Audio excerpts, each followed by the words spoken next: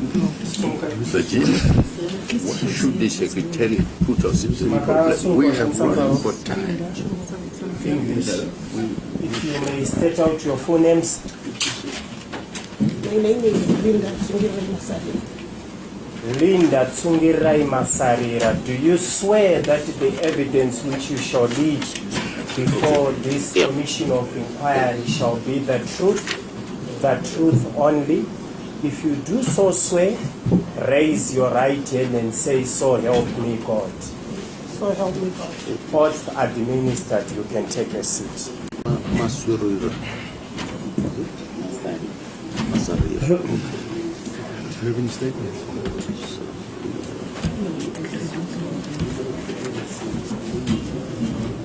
Let's just ask Mr. Okay. Go ahead. Yeah, go ahead. Yeah, go ahead. Thank you.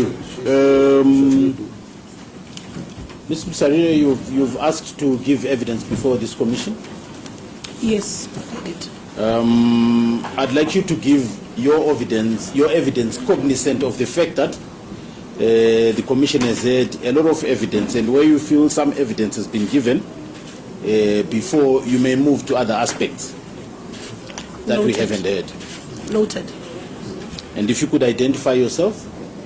My name is Linda Tsungirai Masarira. I am the city spokesperson.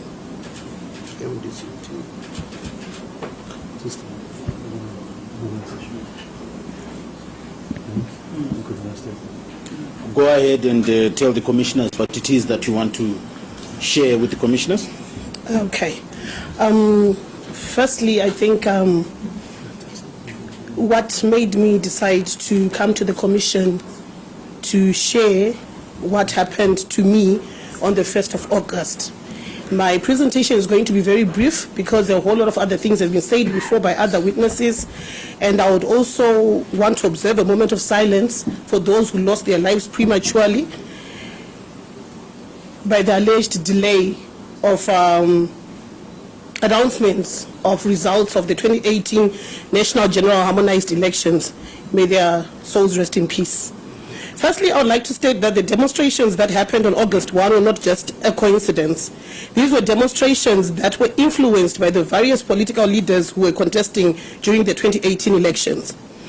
Most incitement statements were heard by ordinary Zimbabweans at rallies and press conferences. It is important to note that a leader is a person who inspires and influences followers either positively or negatively. Peace is inspiration, violence is inspiration.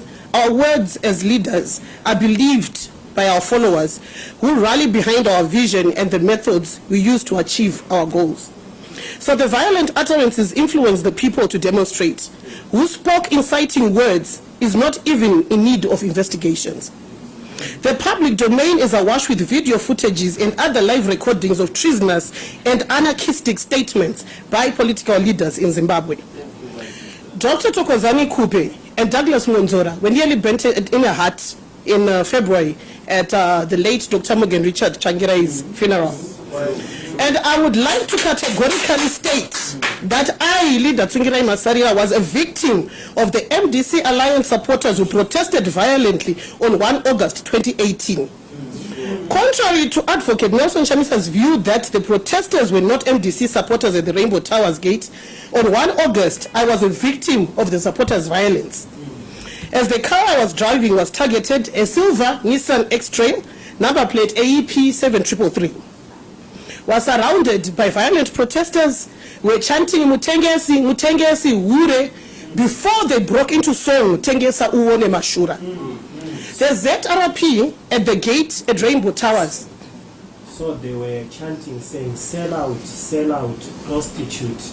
If you are to sell, then if you are to sell out, we will show you the way forward, what will happen. Yes, thank you. So after that, the police had to come to intervene as they were being violent and were banging the car.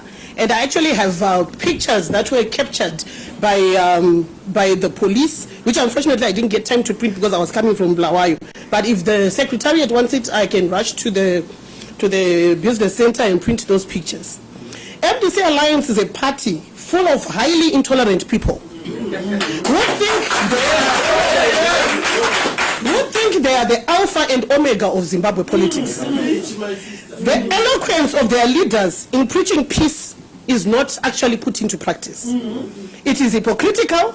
It is fortunate, or should I say unfortunate, that we live in an era where the name of God is taken in vain and there is no instant justice. People dare to lie under oath, professionally misrepresenting themselves, but the truth cannot be hidden, because only the truth will set Zimbabwe free. I was assisted by the police, who came with their baton sticks and removed the violent crowd that had surrounded the car and redirected me to use the other gate as the protesters were shouting, "Toda kumuuraya haageze," which is a statement that is synonymous. Oh, sorry. We want to murder her, she does not bark. Which is a statement that is synonymous with the MDC Alliance supporters on social media. I was going to ZEC Command Center when I met the angry crowd of the protesters who belong to the MDC Alliance. You could tell that these people were high on something. Their behavior was like that of trained rebels. These people were not only verbally abusive and misogynistic as they are accustomed to do, but were prepared to do physical assault on my car and my body. Honorable Chairperson, it would be naive for anyone to think that the MDC does not have radical and militant youths who are trained under the Civic Society banner, which are stakeholders of the MDC. I can speak with confidence and evidence that there are two groups who were trained to lead protests, though it said they were trained to uprise in a non-violent manner, which is contrary to the actions that prevailed on the 1st of August.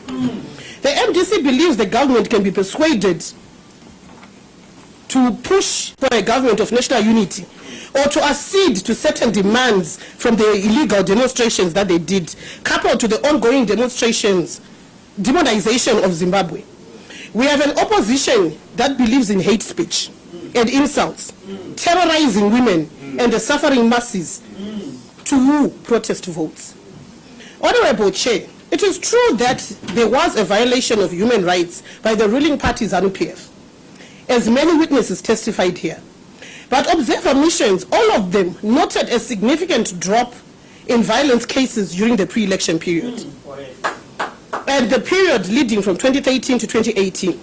One would expect to see the MDC Alliance taking a lead role in advocating for the removal of the now irrelevant sanctions. But we hear statements from the Alliance supporters denying the existence of sanctions and, surprisingly, in conflict campaigning for the maintenance of sanctions, despite the popularity due to goodwill of Morgan Tsvangirai, which unfortunately could not be enough or jealously guarded to give victory to the MDC. The MDC Alliance believes protests and demos, hate speech and insults, and violence plus the pain from sanctions can give them a protest vote. I have been threatened with abductions and death by members of the MDC Alliance. Evidence is all over social media, and I have several screenshots which I want to go with to the police to report, Honorable Chair. After I threatened to expose some activists who were trained at workshops to do what is called a dilemma action to push the government to concede to their demands. These trainings were done in Cape Town and Livingstone, so that they would be able to radically defend their vote through whatever means necessary and to make Zimbabwe ungovernable. I strongly believe, and most earnestly, I assess that the reckless utterances by the MDC Alliance leader Nelson Chamisa influenced his supporters to protest against a vote they speculated was being tampered with, and that they will continue the violent culture if not stopped. It's just unfortunate that social media evidence may not be admissible in a court of law, since one can write pseudonymously or assume a different character. But Honorable President Motlanthe and esteemed commissioners, a visit to my Facebook timeline or Twitter would vindicate my statement on how toxic and inciting, slanderous and abusive the MDC supporters and members are. In conclusion, the nation will only move forward when both ZANU-PF and MDC Alliance put Zimbabwe first and stop using violence as a conflict resolution. Zimbabwe needs humble leaders who are concerned about the sustainable human development and revival of our economy. Honorable Chair, my nation is broken, and only the truth will set Zimbabwe free, I repeat. followed by healing and reconciliation.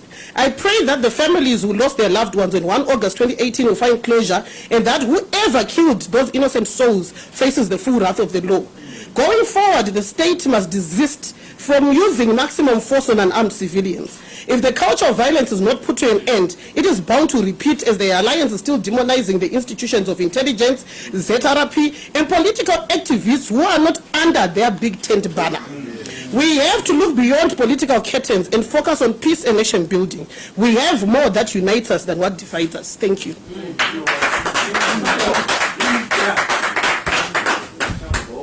Thank you. I will hand you over to the commissioners who may have questions for you. Mr. Chairman. Yes, any clarity-seeking questions, colleagues? Oh, yes, thank you, Mr. Chairman. Thank you very, very much, Linda, for your narrative. What I want clarification of is where exactly you were when the chanting of slogans, sell out, prostitute, were done. I was at the gate at Rainbow Towers. When I got to Rainbow Towers, the gate was already closed and it was barricaded by the policemen. There was a grouping of angry MDC supporters, some were in their regalia, and some faces that I could identify, because there was one Jabulani Mtunzi who was also there and who's in the structures and the current councillor for the MDC Alliance. The MDC Alliance leaders denied that the rioters were their members. What would be your comment, since you have started to give us names of those that you say are in the ranks? Are they in the ranks of MDC Alliance or elsewhere? Jabulani Mtunzi is a current ward councillor for the MDC Alliance, and I saw him leading the protest at the gate at the Rainbow Towers. You also spoke of trainings that you said were done in Cape Town. When were these trainings done?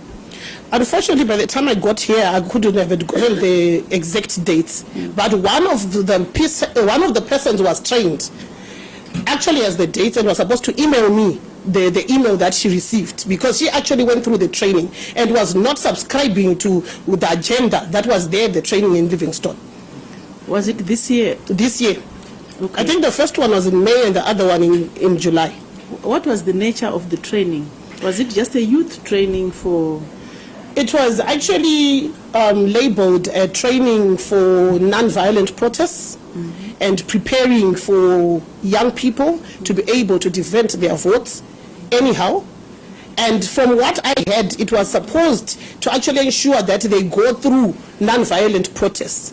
But my colleague, the one who's supposed to send me the information, which I will not name right now because I fear for a victimization, is actually on their PR list of the MDC Alliance. She did not subscribe to the way they were being told that they should do whatever necessary to ensure that they defend their vote, since they failed to do that in 2008. Are you able to tell us what exactly it is that they were saying they should do whatever is possible? Any form of protest. Any form of protest. It was more of a workshop-like setup where they were being told that you have to protest and defend your vote. Okay. At what time were you at HICC? It was around 1 p.m. 1 p.m. if I'm not wrong, because I was rushing to the next pronouncement of results, which are supposed to happen at 2 p.m. Okay.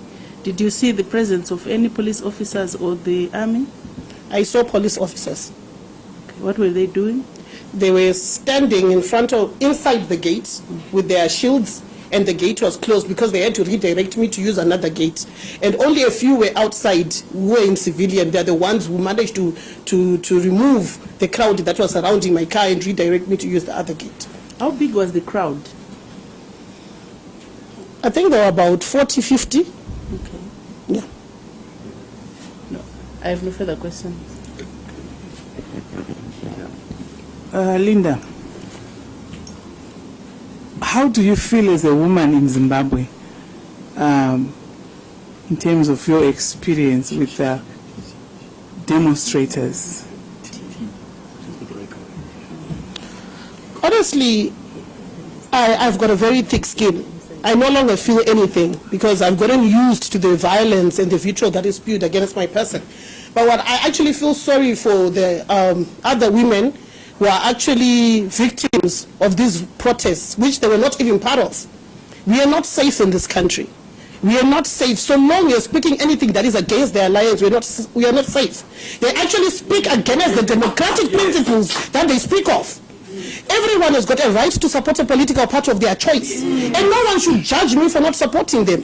I do not support them because they are violent, they are misogynistic, and they do not practice inter-party democracy themselves. So when we want to speak of democracy, let's practice the democracy that we preach of. And let every woman participate in politics at a political party of their choice. As a commission, Linda, we are also going to be looking at recommendations in terms of, the issue we are talking about here is a gender-based violence, and elections and women, and suppression of their rights and so forth. What would be your recommendations going forward in order to avoid this situation where women are beaten, where women are threatened with death and so forth? I think we need punitive measures on bullies, not just physical bullies, including the cyber bullies. We also need the Gender Commission to step up and ensure that women, particularly in politics, are protected from violence, are protected from threats. Because failure to do that, we will find that a lot of women are going to shy away from participating in politics. Because the only thing they've ever known is when you're a woman in Zimbabwe and you want to participate in politics, you are called all sorts of names and you face a lot of violence, even in our internal party democracies. So what is critically important is to have a gender narrative that is strict. We need strict measures on how to deal with perpetrators of gender-based violence, especially in our political parties, in our governance structures, in the parliament, senate, and everywhere else. Because so long we do not have punitive measures to deal with the violence against women, women will always be at the receiving end of violence. I'm sure you're aware that the issue of women and democracy is an issue that I'm passionate about. And I would want to ask you whether you think that women who are at the upper echelons of power have a role to play in coming up with a solution. Yes, women have got a very big role to play, especially those who are in powerful positions. One of the tragedies that we have always had over the years is when women get into those high positions, they forget that there's a next generation of women that is coming up who need protection, who need mentorship. And we have a gender act in Zimbabwe, which is not implemented. We've got a very good gender act. So we need the Women Affairs Ministry to start taking women's issues seriously. We also need our police to stop violating women, whether it's in parliament, whether it's the vendors in the streets and everything else. We should not be blind to the fact that our police violates women on a daily basis in different spaces.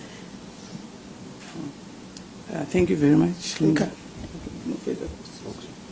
Thank you. Any other? Okay. Well, Linda, thank you very much for coming and for your testimony. There are no further questions from the commissioners, and please do favor us with whatever evidence that you believe would help the commission arrive at correct conclusions by forwarding it to the Secretariat. I will do so. Thank you very much, Honorable Thank you Chair. very much. You may step down.